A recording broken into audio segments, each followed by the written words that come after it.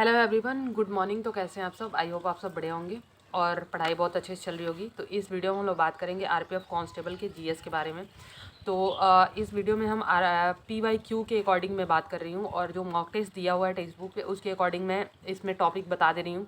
और एक वीडियो और मैं जीएस के लिए लेके आऊँगी जिसमें मैं करंट बता दूँगी और जो रिसेंटली अभी आरपीएफ एसआई का एग्ज़ाम हुआ उसको मैं देख के उसको देख लूँगी कि इस टॉपिक से, जैसे मान लीजिए मॉडर्न हिस्ट्री में ही है तो इस टॉपिक से ज़्यादा क्वेश्चन पूछा है, करंट में है तो यही टॉपिक हमको ज़्यादा अच्छे से पढ़ के जाना है। ठीक है, ये सब सारी चीज़ें मैं उस वीडियो में बता दूंगी आपको, क्योंकि आज 13 तारीख है, आज लास्ट एग्ज़ाम है आरपीएफ एसआई का।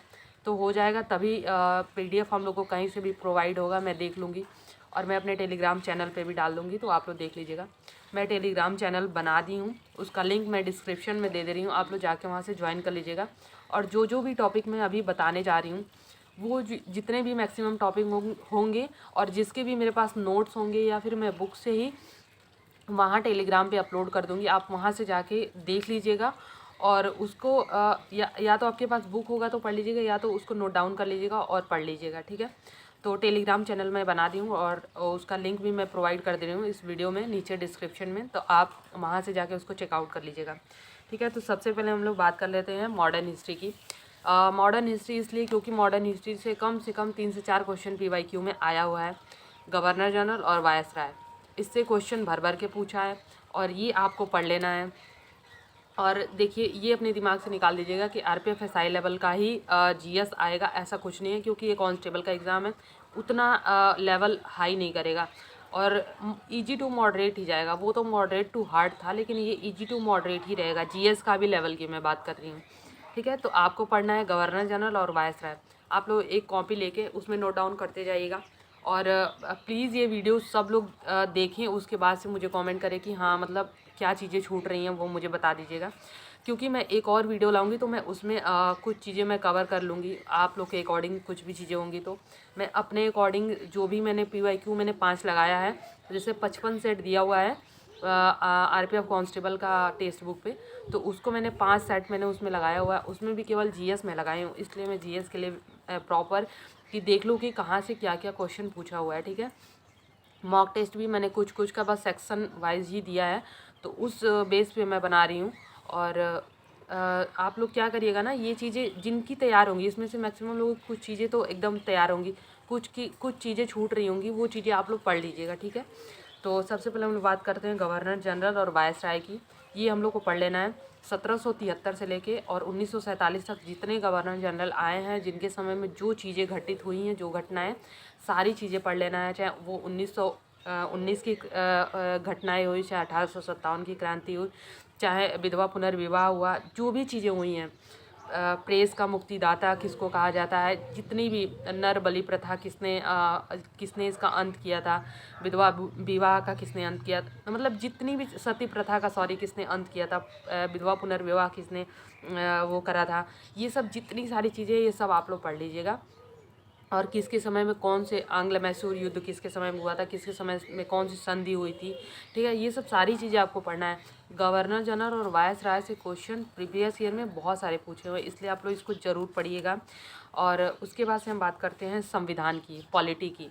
तो पॉलिटी में देखिए, अभी आरपीएफ एसआई में जो मेरा शिफ्ट था 2 दिसंबर का सेकंड शिफ्ट था, उसी में अभी नागरिकता से क्वेश्चन पूछा हुआ था। ठीक है, उच्च न्यायालय से क्वेश्चन पूछा हुआ था। तो मैं तो यही बोलूँगी कि संविधान बहुत अच्छे से पढ़ लीजिएगा, और मैं संविधान के लिए नोट्स बनाई हूँ और जितने मेरे नोट्स बने हुए हैं मैं उसको भी अपलोड कर दूँगी टेलीग्राम पे, तो आप लोग ज़रूर ज्वाइन करिएगा टेलीग्राम। क्योंकि मैं जो पढ़ रही हूँ यार, जहाँ से मैं पढ़ रही हूँ वही मैं आपको मतलब दूँगी, आपको बता दूँगी कि हाँ, मैं यहाँ से पढ़ रही हूँ, मेरे इतने क्वेश्चन सही हो रहे हैं और हो जाएंगे। उतना ही पढ़ना है, उससे ज़्यादा पढ़ने की ज़रूरत नहीं है। मैं खुद का अपना नोट्स आप लोगों को मतलब दे दूँगी टेलीग्राम पे, आप लोग वहाँ से जाके पढ़ लीजिएगा।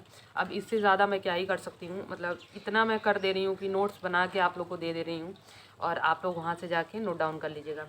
ठीक है, फिर उसके बाद से हो गया अभयारण्य, जितने भी अभयारण्य हैं कहाँ स्थित हैं, ये सब चीज़ें आप लोग पढ़ लीजिएगा।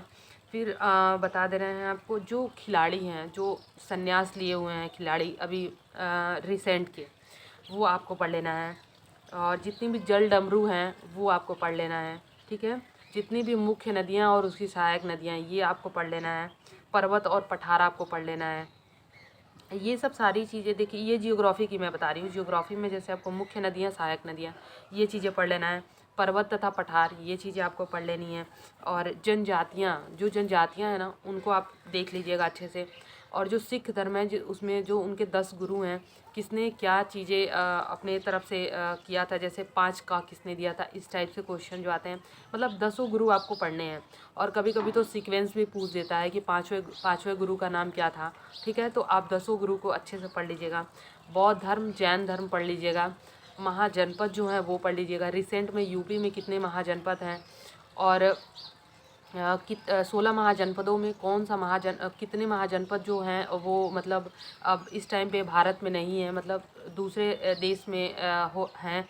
ये चीज़ें आप लोग ध्यान दीजिएगा, इसको पढ़ लीजिएगा, क्योंकि महाजनपद से भी क्वेश्चन पूछ देता है, उसकी राजधानियाँ पूछ देता है। ठीक है, और जितनी भी नदियाँ हैं जो वैदिक काल में जितनी भी नदियाँ थी उसका पुराना नाम और अभी रिसेंट का नाम पूछ देता है। ठीक है, तो सतलज नदी का पुराना नाम क्या है, झेलम का पुराना नाम क्या है। ठीक है, ये सब सारी चीज़ें पढ़ लीजिएगा। फिर है सिंधु सभ्यता। तो सिंधु सभ्यता में आपको पढ़ लेना है जैसे स्थल, जो पुराने स्थल है वो प्रेजेंट में कहाँ है। जैसे यूपी, जैसे आलमगीरपुर यूपी में है, तो वो पढ़ लीजिएगा कि कहाँ स्थित है। लोथल जैसे गुजरात में है, कालीबंगन है, और ये सब सारी चीज़ें जितनी हैं, ये चीज़ें आप लोग ज़रूर पढ़ लीजिए, क्योंकि स्थल भी मेरे में 9 पाषाण काल का एक स्थल पूछा हुआ था, इसलिए मैं बोल रही हूँ इसको पढ़ लीजिए। और ये सब सिलेबस से ही है। बस यही करेगा कि जो फेमस है, जैसे लोथल नहीं पूछेगा, क्योंकि लोथल सबको पता है कि गुजरात में है, तो हो सकता है कि थोड़ा हट के स्थल पूछ दे। ठीक है, तो वो आपको देखना है कि हमें क्या पढ़ना है। और जो कॉमन होगा वो तो सब लोग कर लेंगे, वो तो सबको ही पढ़ना है, वो तो सबको ही करना है। लेकिन जो थोड़ा सा यूनिक टाइप का नाम होगा, चाहे वो लगेगा कि हाँ ये थोड़ा सा हट के है नाम, ये पूछ सकता है, और वैसा ही क्वेश्चन पूछ रहा है। ठीक है, तो उस टाइप से आप लोग पढ़ लीजिएगा। ठीक है, और मैंने एंसेंट, हाँ, मिडिवल हिस्ट्री में आपको क्या करना है, दिल्ली सल्तनत पूरा कर लेना है। गुलाम वंश का जितने भी वंश हैं सीक्वेंस वाइज आपको पढ़ लेना है। सीक्वेंस वाइज पूछ देता है, कभी कभी पूछ देता है कौन सा वंश सबसे ज़्यादा साल तक राज किया था। ठीक है, उनका शासन सबसे ज़्यादा साल तक रहा था, तो आपको दिल्ली पढ़ लेना है, मुग़ल काल पढ़ लेना है, मौर्य वंश पढ़ लेना है, मौर्य वंश से भी क्वेश्चन पूछता है। और उसके बाद से गुप्त वंश हैं, वो पढ़ लेने हैं। वंश में भी बहुत सारे क्वेश्चन आ रहे हैं, तो मुग़ल काल तो आप खास करके पढ़ लीजिएगा, जिसमें अकबर का जरूर पढ़िएगा, और मौर्य काल में अशोक जरूर पढ़िएगा, चंद्रगुप्त मौर्य जरूर पढ़िएगा। कुछ शब्दावलियाँ हैं वो पढ़ लीजिएगा। अकबर में है, मान लीजिए जजिया कर है, वो कब लागू हुआ था, किसने हटाया था, किसने सबसे पहले लागू किया था, ये सब सारी चीज़ें आपको पढ़ना ही है। और उसके बाद से जैसे करेंट बच रहा है, तो करंट के लिए मैं बोली हूँ, जैसे कि आरपीएफ एसआई का आज एग्ज़ाम ख़त्म हो जाएगा, तो मैं करंट के लिए वो अलग से मैं वीडियो ला दूँगी, वो आप देख लीजिएगा ज़रूर। और क्या बोलते हैं कि उसमें मैं कुछ और चीज़ें भी इंक्लूड करूँगी जीएस को लेके। और ये जो मैंने मॉडर्न हिस्ट्री बताया, मॉडर्न हिस्ट्री देखिए, आपको छोड़ना कुछ भी नहीं है, बस यही है कि आपको एकदम जैसे गवर्नर जनरल है, मैं ये नहीं बोल सकती हूँ कि केवल जैसे क्या बोलते हैं वॉरेन हेस्टिंग्स से ही क्वेश्चन आएगा, चाहे वेलेजली से ही क्वेश्चन आएगा, चाहे डुप्ले से ही क्वेश्चन आएगा, ऐसा कुछ नहीं है। एक गवर्नर जनरल से क्वेश्चन नहीं पूछ रहा है, इसलिए आपको पूरे गवर्नर जनरल अच्छे से कवर करना है। और सबसे बड़ा खेल जीएस का ही है, इसलिए आप जीएस पे सबसे ज़्यादा टाइम दीजिएगा, बहुत अच्छे से टाइम दीजिएगा।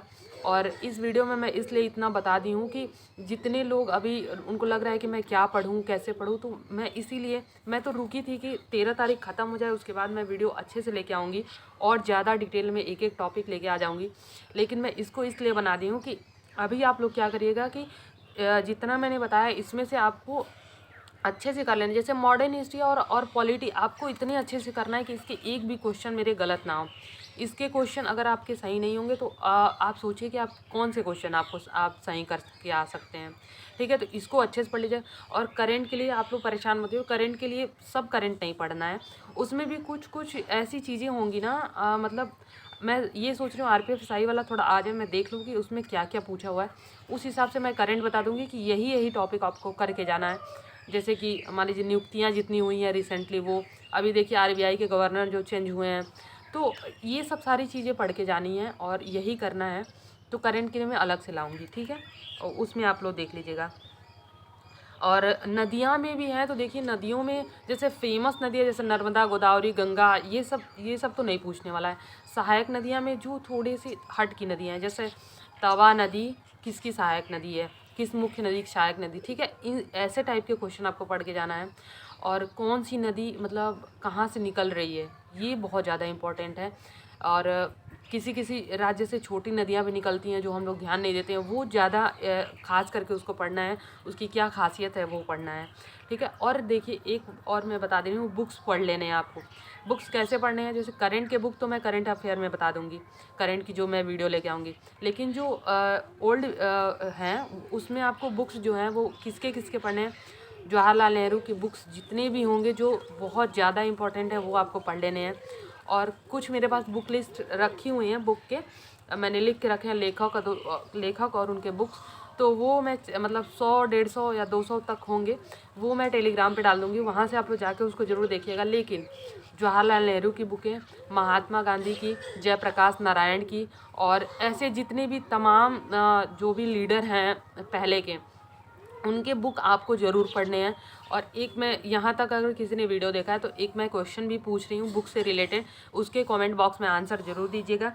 की टू हेल्थ ये बुक किसकी है और इसके मतलब ये किसने लिखा हुआ है, तो ये ज़रूर आप लोग बताइएगा, ठीक है। तो चलिए इसके बाद से हम जो करंट की जो भी मैं क्लास लेके आऊँगी, मतलब सॉरी जो वीडियो मैं लेके आऊँगी उसमें जो भी छूटा हुआ होगा में से वो मैं बता दूँगी आपको।